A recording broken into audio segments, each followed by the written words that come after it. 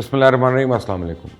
ہر روز نئے نئے انکشافات ہو رہے ہیں، کہیں انتظامیہ کی بے بسی کا رونا رویا جا رہا ہے، کہیں لوکل لوگوں کی عوام کو ٹھگنے کی وارداتوں پر روشنی ڈالی جا رہی ہے۔ لیکن آج کی اس ویڈیو میں آپ کو ایک ایسی ویڈیو دکھاؤں گا جس میں لوکل لوگ سیاحوں کو ٹھگنے کے لیے خود تخریب کاری کر رہے ہیں۔ دوسری طرف انتظامیہ کی غفلت اور بے حسی کے حوالے سے اہم معلومات سامنے آئی ہیں، اس پہ ہی بات کروں گا۔ ایک نیا انکشاف ہوا ہے کہ کئی لوگوں نے جس رات ثانیہ مری ہوا اس دن صبح 11 بجے ہی شیخ رشید، فواد چودھری اور وزیر اعظم عمران خان سمیت دیگر لوگوں کو واٹس ایپ پہ پیغام بھیجے تھے۔ وہ میسج ریڈ بھی ہوئے، لیکن اس کے باوجود رات کو یہ ثانیہ ہو گیا۔ ظلم دیکھیں کہ ریاست مدینہ کا نعرہ لگانے والے اور مذہب کو سیاست کے لیے استعمال کرنے والے اتنے بے حس ہیں کہ واقعے کا کئی گھنٹے پہلے پتہ چلنے کے باوجود کوئی انتظام نہیں کیا گیا۔ حکومتی مشینری کی بے حسی سن کر آپ حیران رہ جائیں گے کہ اس سال مری میں موسم کی پیشن گوئی اور برف باری کی موسم کی پیشن گوئی کے بعد صورتحال سے بچنے کے لیے حکام کی جانب سے 4 اجلاس منعقد ہوئے۔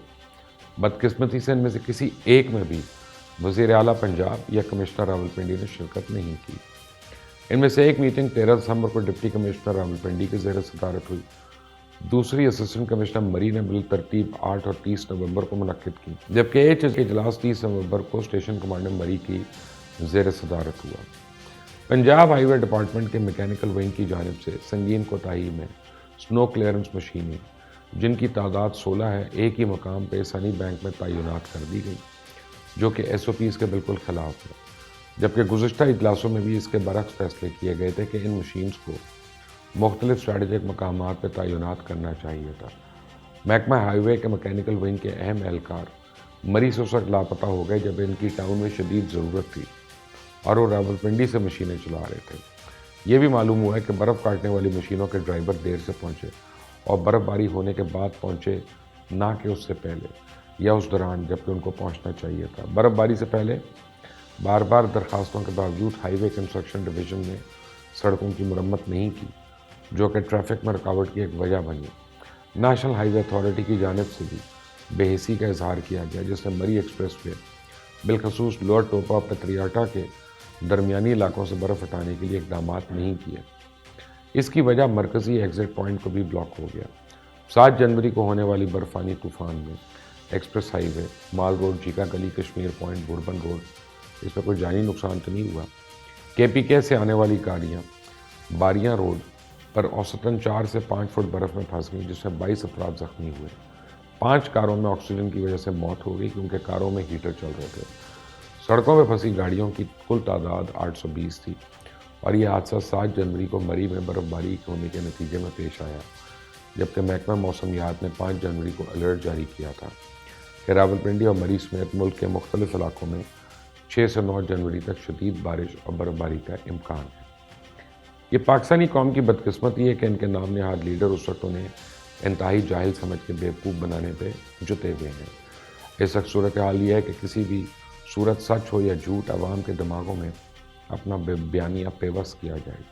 ان کے سوچنے سمجھنے کی صلاحیت کو مفلوج کر کے انہیں ہر چیز کے بارے میں حقیقت بتانے کی بجائے وہ بتایا جائے جس سے سیاسی مافیا کے مفادات جڑے ہوئے ہیں۔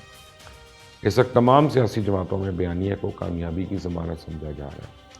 کارکردگی کا پوچھا جائے تو جواب آتا ہے، دیکھو ہمارے مخالف سیاسی لوگ کتنے کرپٹ ہیں۔ انتظامی غفلت کا پوچھا جائے، جواب ہوتا ہے سابقہ دور میں بھی یہ حادثے ہوتے رہے، مال ٹاؤن میں دن دہاڑے گولیاں چلتی رہیں۔ حکومتی بے حسی کا ذکر کیا جائے تو جواب آتا ہے ہم سے پہلے حکمران تو مہا بے حس تھے، یہ تو سڑکوں پہ مرے، ان کے دور میں تو لوگ ہسپتال میں مر جاتے تھے۔ کوئی ہے جو ان سے پوچھے کہ ان کے ان رویوں کے خلاف تو قوم نے تمہیں ووٹ دیا تھا، کہ برائی میں ان سے تمہارا کیا مقابلہ؟ کیوں مستقبل کی سوچ کو نظر انداز کر کے ماضی کے گٹر میں دفن ہوئے ہو؟ لیکن نہیں، کیونکہ ان کو یہ دیکھنا ہے کہ ان کا مفاد کس میں ہے، اور جس میں ان کا مفاد ہے، ملک کا مفاد ہو یا نہ ہو، وہی مقدم ہے۔ ملک ڈوب رہا ہے یا نہیں، اس سے یہ اہم ہے کہ عوام میں لیڈرز کی ساکھ تو نہیں ڈوب رہی۔ چن چن کر ایسے لوگوں کو مسند اقتدار پہ بٹھایا جا رہا ہے جو عوام کا خون چوسنے میں ماہر ہیں، جو الیکشنز میں اربوں کی انویسٹمنٹ کرنے کے ماہر ہیں۔ باتیں ایسے مومنوں والی کی جا رہی ہیں کہ بس اللہ کی پناہ، اور کرتوت ایسے کہ بڑے سے بڑے ٹھگ بھی شرما جائیں۔ ایوان اقتدار پہ نظر ڈالیں تو کوئی شوگر مافیا کا سرغنہ ہے، کوئی پولٹری کا، کوئی لینڈ مافیا کا سرغنہ ہے، کوئی تو کار مافیا کا۔ عوام کو ان کے مسائل حل کرنے کے لیے ایسے ایسے لالی پاپ دیے جا رہے ہیں کہ عقل دنگ رہ جاتی ہے. جبکہ گراؤنڈ کی صورتحال دیکھو تو ایسا لگتا ہے جیسے نوسر باز 100 روپے کلو والی چینی بتا کر 5 روپے کلو والا نمک ٹرک اور 50 روپے کلو میں بیچ گئے. اقتدار سے باہر بیٹھے لوگ گن گن کر عوام کو سسٹم کی کمزوریاں گنواتے ہیں. انہیں دنیا بھر کے کامیاب سسٹمز کا حوالہ دے کے امید دلائی جاتی ہے کہ ہم آ کر سب کچھ ٹھیک کر دیں گے، لیکن پھر انہیں اقتدار میں آنے کے لیے اسی پرانے سسٹم کی خامیوں کا سہارا لینا پڑتا ہے. وہی روایتی سیاستدان، وہی موسمی وزیر، وہی ولایتی مشیر ان کا حصہ ہیں.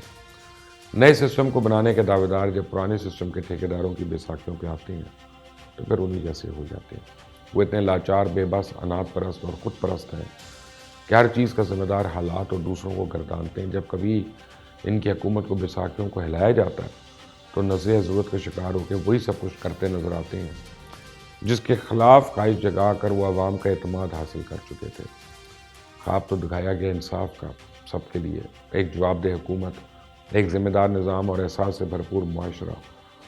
لیکن پھر ہم دیکھتے ہیں حالات اس سے بھی زیادہ بدتر ہو جاتے ہیں. مری کے کچھ لوکل لوگ کس طرح عوام کی جیبوں سے پیسے نکلوا رہے ہیں. یہ جاننے کے لیے ایک پاکستانی نے ایک چھوٹی سی ویڈیو بنائی ہے، پہلے آپ یہ دیکھیں پھر دیکھتے ہیں. میں اس وقت پی سی بوربان سے نیچے ہوٹل 1 کی طرف آیا ہوں اور یہاں سے ہم صبح بھی گزرے تھے، کل رات کو بھی گزرے تھے.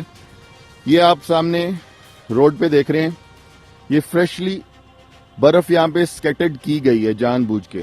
یہاں کے کچھ لوکلز ہیں جن کے پاس ایک پرانی جیپ ہے بلو رنگ کی اور وہ چینز انہوں نے رکھی ہوئی ہیں اور وہ آ کے اس پوائنٹ پہ یہاں کھڑے ہو جاتے ہیں سارے. یہاں پہ جو گاڑی آتی ہے وہ یہاں پہ سکڈ کر کے یا ادھر پھنس جاتی ہے یا ادھر پھنس جاتی ہے. پھر وہ 5,000 روپیہ 4,000 روپیہ لے کے اس گاڑی کو ٹو کر کے اوپر لے جاتے ہیں. پرسوں یہ سڑک بالکل کلیئر تھی، رات کو لیٹ نائٹ انہوں نے یہ برف پھینکی ہے. آج پھر یہ لیٹ نائٹ انہوں نے یہاں پہ برف پھینکی ہے کوئی 9-10 بجے کے قریب، اور یہ صبح تک یہاں پہ پھر وہ آئس بن جائے گی، بلیک آئس بن کے جم جائے گی اور ہر گاڑی یہاں پہ سکڈ کرے گی. اور یہ جتنے بھی یہاں ٹورسٹ آ رہے ہیں، جتنے بھی لوگ آ رہے ہیں، ہم لوگ ہوٹل 1 پہ ٹھہرے ہوئے ہیں پی سی کے نیچے، ہم لوگ بھی یہاں سے نہیں گزر سکتے. صبح کو وہ پھر یہاں کھڑے ہوں گے اور بلیک میل کر رہے ہوں گے کہ جی 4,000 روپیہ دیں، 8,000 روپیہ دیں، 5,000 روپیہ دیں تو ہم آپ کی گاڑی ٹو کر کے نکالتے ہیں. اس ویڈیو کو ہائر اتھارٹیز تک پہنچائیں.